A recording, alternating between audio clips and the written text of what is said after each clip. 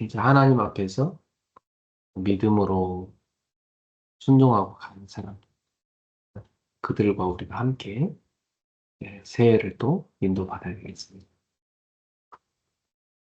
이번 주 저는 우리 예비 대학생들 데리고 또 수련회 가졌는데요.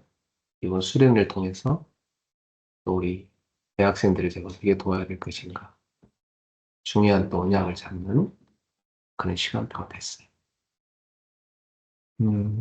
내년에는 제가 대학사역에서 좀 더 헌신을 많이 해야 되는 그런 새해가 될 것 같고요. 너무 중요한 해입니다. 그래서 더 기도를 많이 하고 있고, 내 연약함이 하나님의 능력으로 채워지기를 기도하고 있습니다. 예수님께서도 그 제자들을 이제 떠나시기 전에 40일간 집중적으로 훈련하셨잖아요. 그때 제자들은 예수님의 말씀을 듣고 언약을 굳게 붙잡았어요. 우리들도 언약을 붙잡아야 되게 되게 중요해요. 사실 우리는 내 형편과 한계를 붙잡을 때가 많잖아요. 그러나 우리는 예수님의 언약을 붙잡아야 됩니다. 예수님이 그리스도시라. 그래서 여러분과 저는 다 영적인 문제가 있고 또 연약함이 다 있어요. 근데 그러한 우리의 문제, 연약함을 예수님께 갖고 나가야 되고요. 그리스도를 붙잡을 때 우리는 그것을 치유받고 또한 넘어설 수가 있습니다. 그러니까 문제와 연약함이 있지만 그것이 우리에게 더 이상 문제가 되지 않고 연약함이 되지 않는 것이죠. 오히려 답이 되고 오히려 강함이 되는 축복이 되는 것입니다. 그게 그리스도를 붙잡은 사람에게 오는 응답이죠. 또한 주님은 우리에게 미션을 줬어요. 하나님 나라 일을 하라고. 보통 우리는 이 땅의 일에 대한 걱정을 많이 하잖아요. 뭐 내년에 일을 어떻게 할까? 뭐 공부를 어떻게 할까? 여러분 땅의 일을 많이 걱정하지 않습니까? 근데 그 생각을 바꾸셔야 돼요. 하나님의 일을 생각하셔야 돼요. 우리 학교 간 학생은요. 내가 어떻게 이 학교에 가서 제대로 하나님 나라 일을 할 것인가? 이 학교에 어떻게 전도 운동을 펼치고 내가 제자를 세울 것인가? 그게 되게 중요한 그 결단이에요. 또 사업하는 사람들, 내가 이 사업을 갖고 어떻게 내가 내년에도 하나님 나라 일을 할 것인가? 정말 이 사업이 하나님 나라의 그 복음을 전파하는 데 쓰여져야 될 텐데 나는 이 사업을 어떻게 또 하나님의 나라를 위해서 헌신할 것인가? 그런 고민들을 하는 겁니다. 그게 미션을 가진 사람.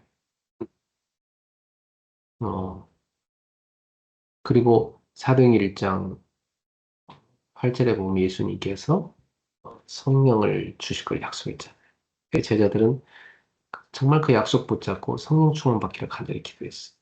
오늘 저와 여러분들도 어, 하나님 나라 일 하려면요. 능력 없이는 못해요. 우리 능력 갖고는 할 수가 없죠. 물론 우리도 최선을 다해야 되지만 우리 능력 갖고는 세계복음은 못합니다. 하나님 능력으로 되어져야죠. 하나님이 모세한테 이스라엘 백성들을 가서 건져내라고 하실 때 가서 내려서 건져내라 이렇게 하시니까 모세가 제가 무엇이간데 바르게 가며 제가 무엇이간데 이 백성을 건져내겠습니까? 보십시오. 나는 뭐 양치기밖에 안 되고 도망자밖에 안 되고 나는 이렇게 무능한데 내가 뭘 하란 말입니까? 그렇게 대답했어요.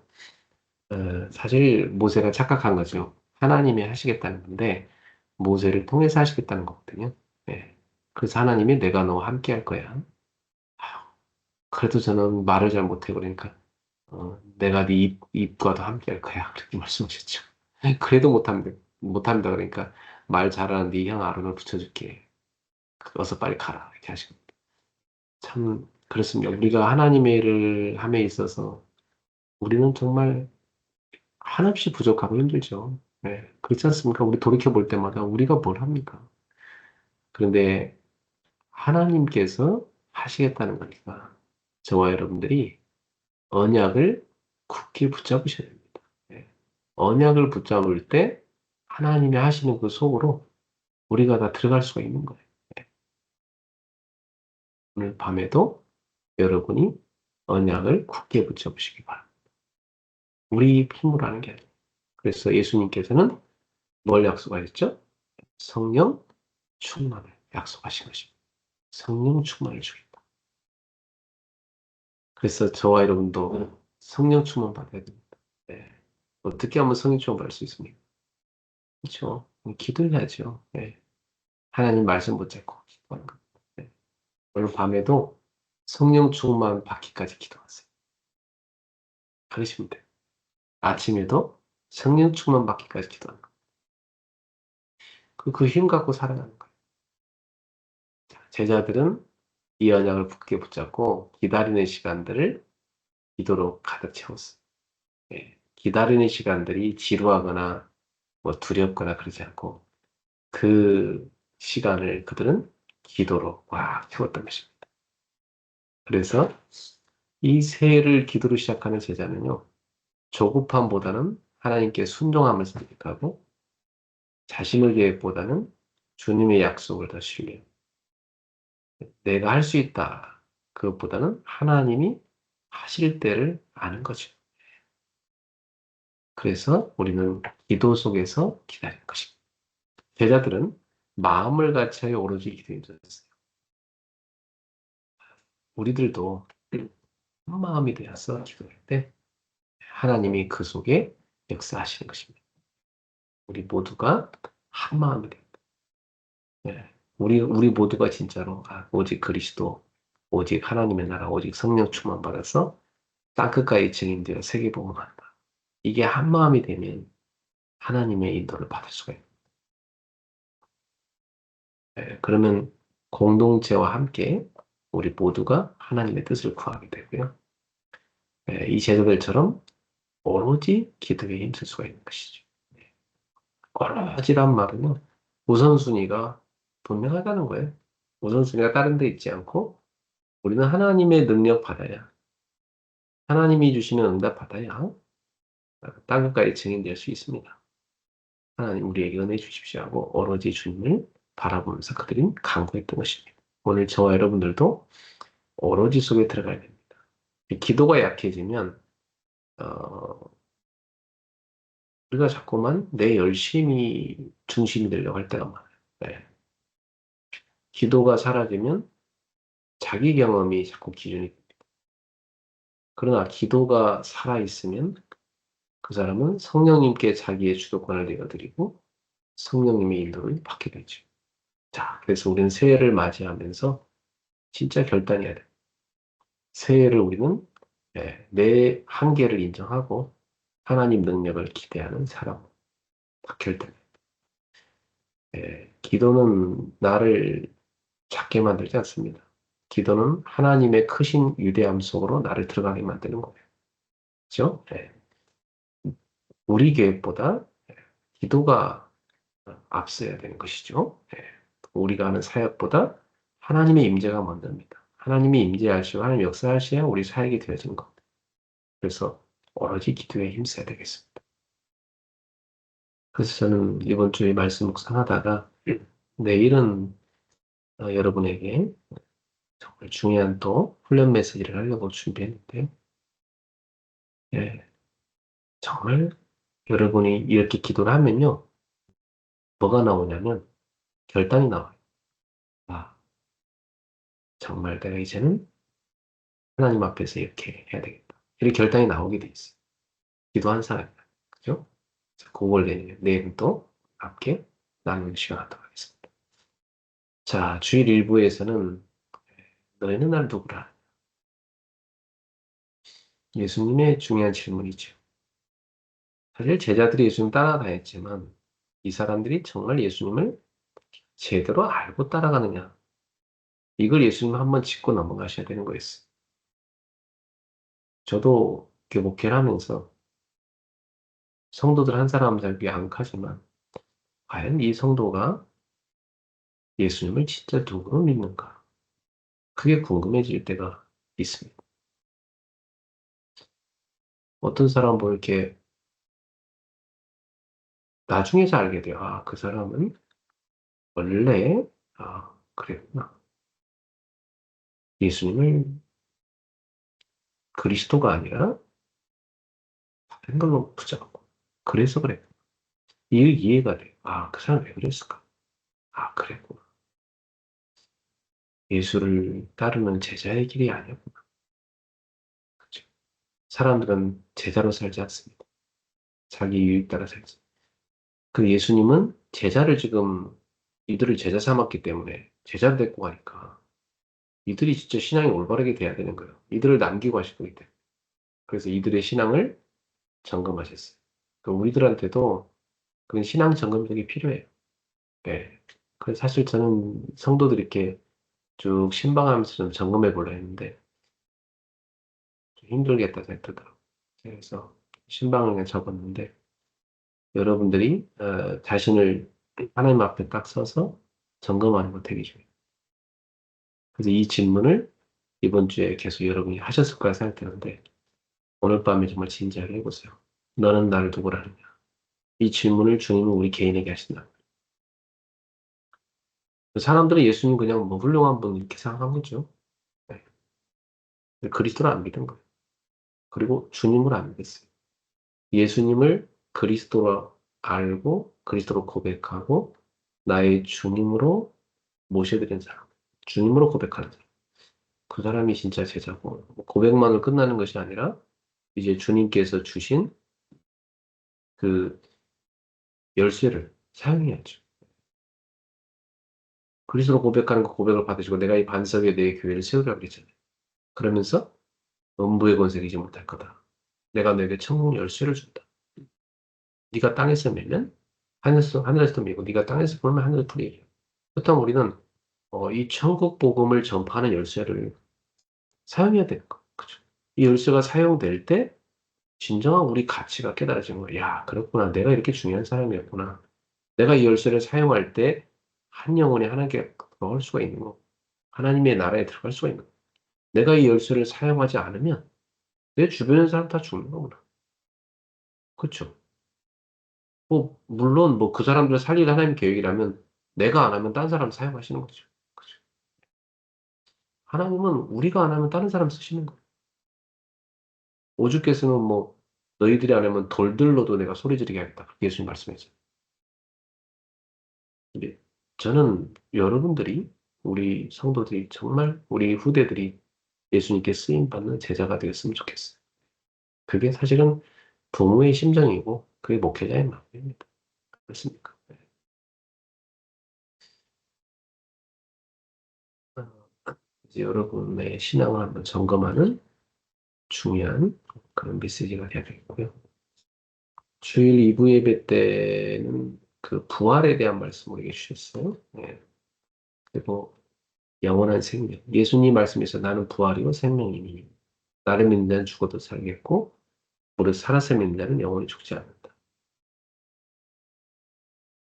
어, 부활 신앙은 엄청난 거예요, 사실. 왜냐하면 부활 신앙은 죽음을 넘어서는 능력이잖아요.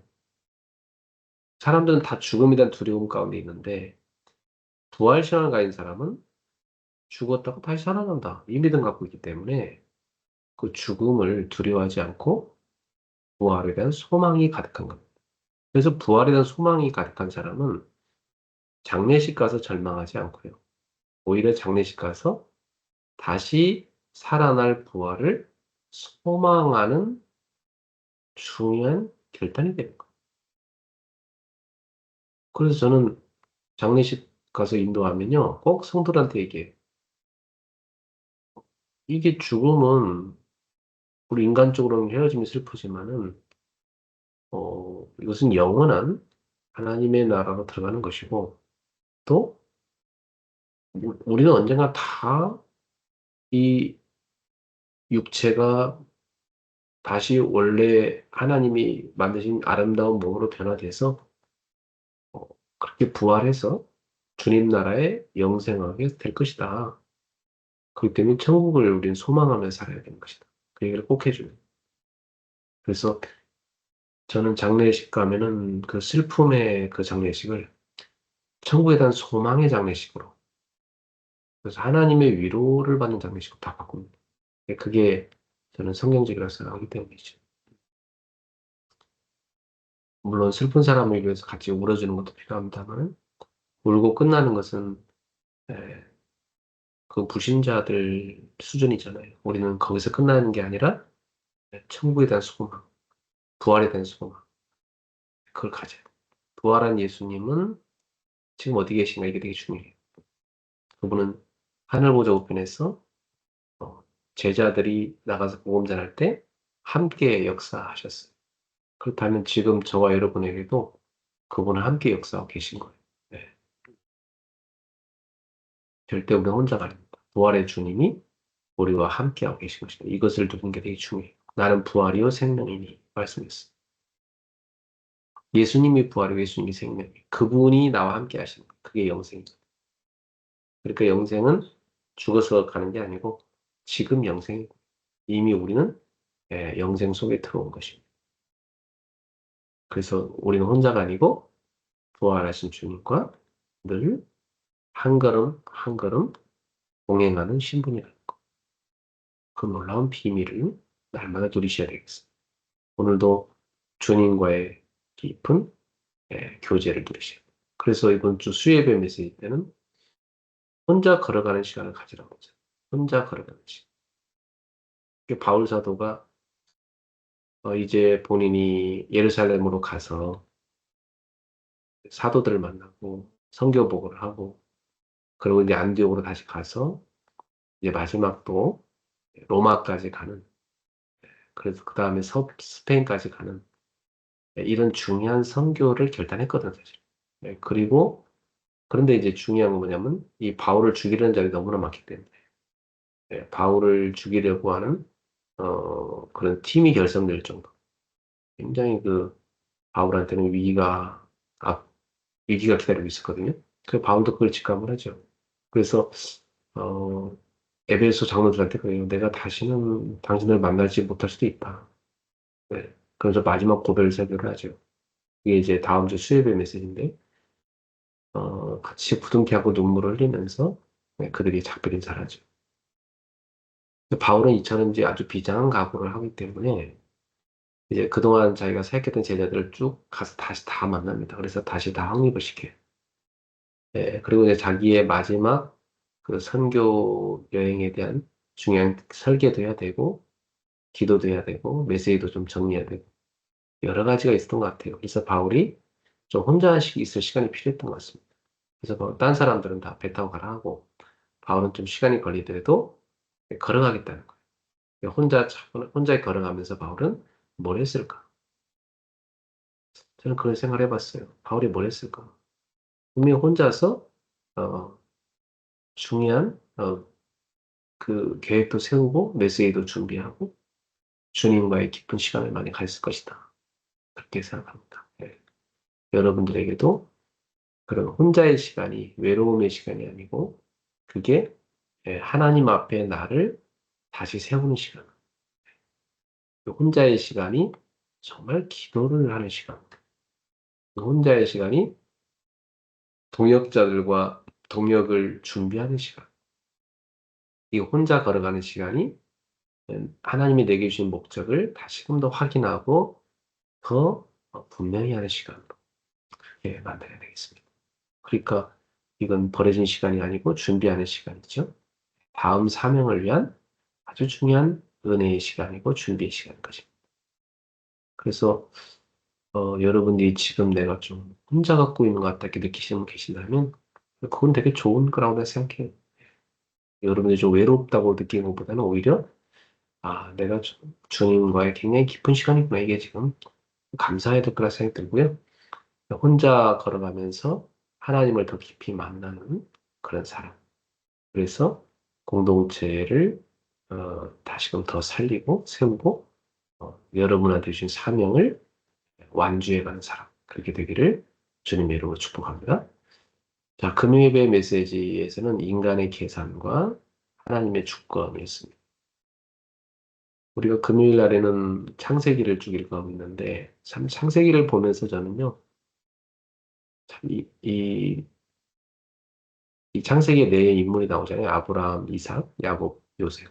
지금 우리가 야곱을 보고 있는데 각 인생마다 참 다양하죠. 우리가 아브라함을 통해서는 믿음의 여정을 우리가 쭉 봤잖아요.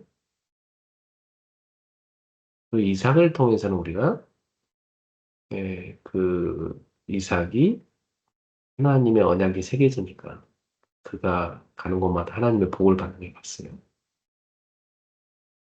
그리고 야곱에 가서는 야곱은 참 약삭빠른 사람이고 어, 계산적이고 인본주의 많이 쓰는 사람이에요.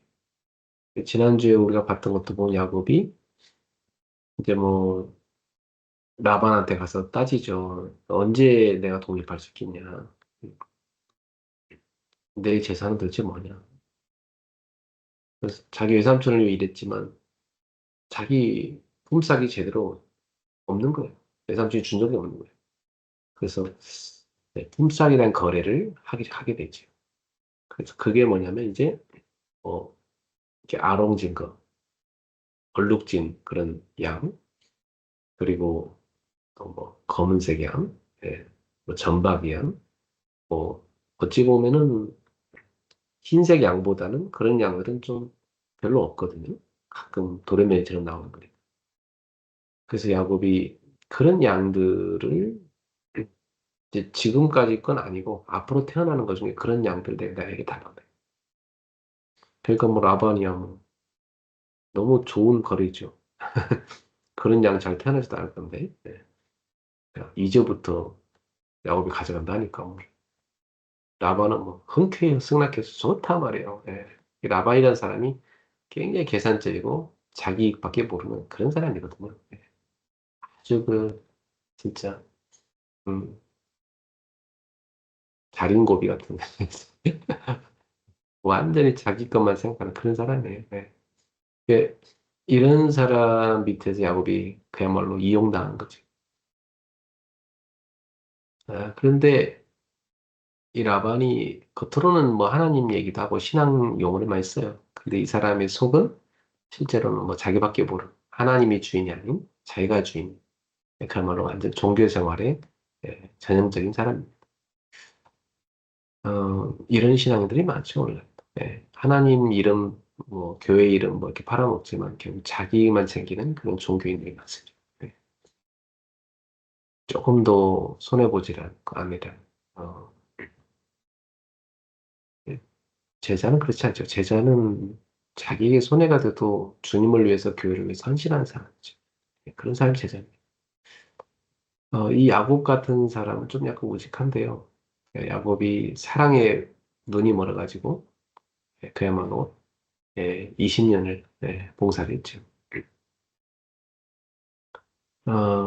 이 야곱이 그 거래를 그렇게 하고 이제 자기는 이걸 어떻게 하지? 이제 내가 그 그런 얼룩무늬의 양이나 점박이나 이런 검은색 양을 내가 만들어야 되는데 어떻게 할까? 야곱은 또 자기 마음속에 대안이 있었어요.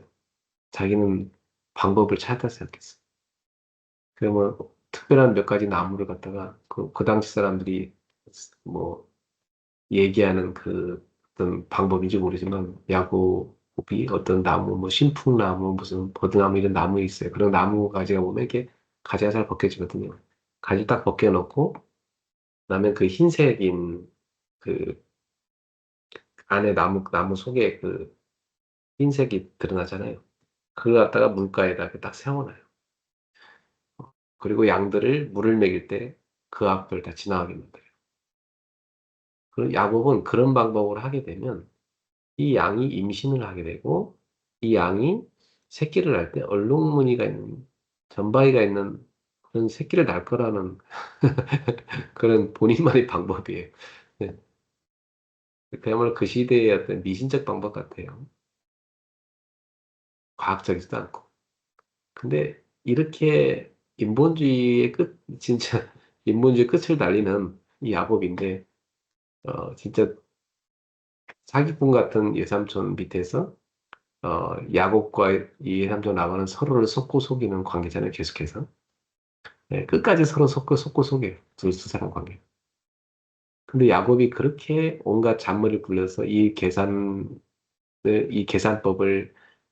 본인이 제시를 했고, 또 그래서 그런 양들을 만들어내려고 했는데, 진짜 하나님은요, 야곱이 그 계산한 대로 되게 해줘요. 그렇게 뭐 자기 방법으로 막 하나님을 온전히 믿지 못한 거죠. 자기가 무슨 인본주의를 써갖고 막 양을 그런 색깔로 만들려고 했으니까. 자기가 가진 그 지식을 가지고. 하나님은 참 그런 야곱도 불쌍히 여기시고, 어쨌든 야곱의 그 뜻대로 얼룩무늬 양들, 뭐 점박이 양들, 뭐 까만색 양들, 이런 양들을 많이 낳게 만드세요. 야곱은 힘없는 양은 이게 자기 외삼촌, 이게 흰색 양이죠. 자기 외삼촌의 양들은 이렇게 비실비실하게 잘 먹지도 못하게 하고요. 그 다음에 자기 그 얼룩무늬 양 있잖아요. 그런 것들은 잘 먹게 만들어요. 예. 나중에 배부르게 먹게 만들어요.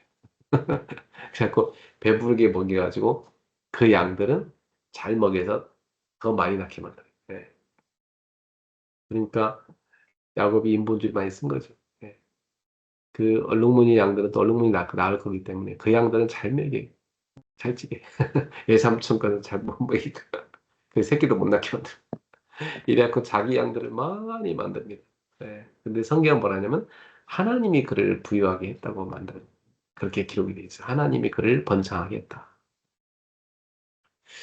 그렇죠. 결국 결과는 하나님이 갖다 주는 거고, 인간이 아무리 뭐 계산해도. 그래서 이 메시지에서 저는 결론적으로, 참, 야곱을 보면 여전히 부족한 사람이고, 계산적인 사람이고, 인본주의 쓰는 사람이고, 하나님을 믿는 것 같지만 잘 안 믿고, 안 믿는 것 같지만 믿는 그런 사람인데, 그러면서 여전히 자기가 하나님 온전히 의지하지 못하고 두려움 속에 있는 그런 사람인데, 이런 사람도 하나님 불쌍히 여기셔서 당신께서 이 사람한테 약속을 했잖아요. 분명히 야곱을 복을 주겠다. 그러니까 하나님이 언약을 하셨기 때문에 그 언약을 취소하지 않으시고 그 언약대로 이 야곱을 복을 주는 거예요. 그 야곱이라는 인생을 포기하지 않으시고 그 언약대로 하나님은 당신의 언약대로 야곱에게 복을 주는 거예요. 그래서 저는 이번 주에 이 설교를 하면서 굉장히 제 마음에 하나님이 이렇게 우리를 사랑하시나? 물론 십자가의 사랑이 엄청난 사랑이잖아요. 근데 구약을 이렇게 쭉 읽어보면 하나님이 자기 백성 얼마나 사랑하는지가 다 나오거든요. 그래서 결국 자기 아들을 십자가에 내어주기까지 우리를 사랑하신 거죠. 그래서 야, 참 내가 하나님 자녀라는 건 이렇게 사랑을 받고 있는 거. 진짜 내가 살아가는 모습이 하나님 앞에 정말 마음에 안 드는 게 너무 많을 텐데 그런데도 하나님은 그런 나를 여전히 사랑하시고 참 하나님의 언약대로 나를 세계복음하는 전도자로 결국 가게 하시는 거. 야, 참 하나님께 나는 이런 엄청난 붙들리게 되는 복을 받았구나 하는 그런 감사가 나오더라고요. 예, 정말 우리가 그런 하나님의 자녀라는 거에 대해서 진정한 치유라는 건요. 내게 있는 문제가 사라지는 게 아니에요. 내 문제 위에 하나님의 주권이 회복되는 거예요. 그래, 이 문제도 하나님 주권 속에 있다.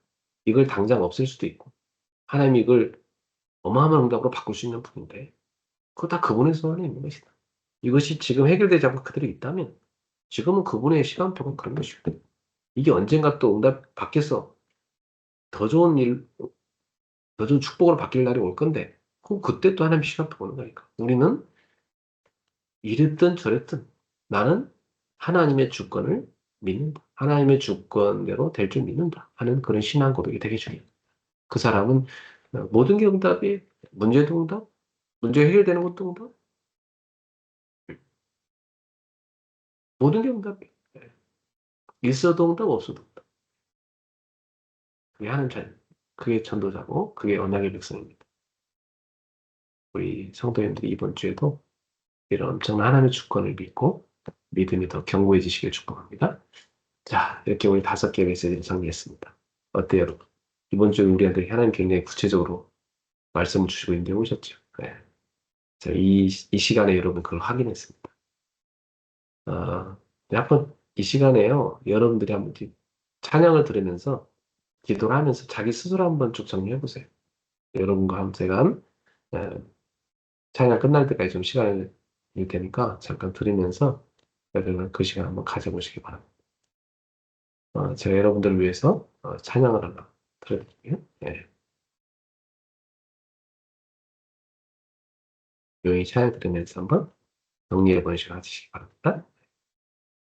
먼저 기도하겠습니다. 하나님 아버지 감사합니다. 오늘도 우리에게 묵상학교를 통해서 하나님 주신 언약을 붙잡게 하시면 감사합니다. 이 시간도 우리에게 주시는 말씀이 너무나 귀했고 또 우리에게 너무나 정확했고 또 우리에게 너무나 지금 답이 되는 말씀입니다. 오늘 이 말씀 붙잡고 묵상하면서 다시금 또 확인하고 응답받는 귀한 제자들 되게 하소서.